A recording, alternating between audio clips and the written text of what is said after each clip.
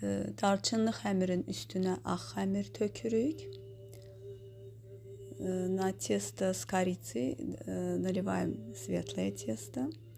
Üstüne шоколад сыпем. Сверху сыплю крошки шоколада и выпекаю при температуре 180 градусов 340 ve 180 derecede 30-40 dəqiqə pişirirəm.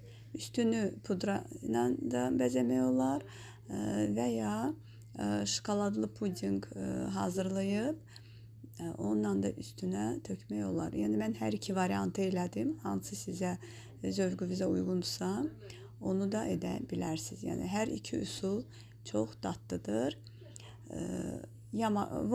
При приготовлении пирога можно посыпать сахарной пудрой или приготовить шоколадный пудинг. Я сделала два варианта, какой вам по душе, по вкусу. Выбирайте сами. Оба варианта очень вкусные и удачные. Приятного аппетита, кто будет готовить.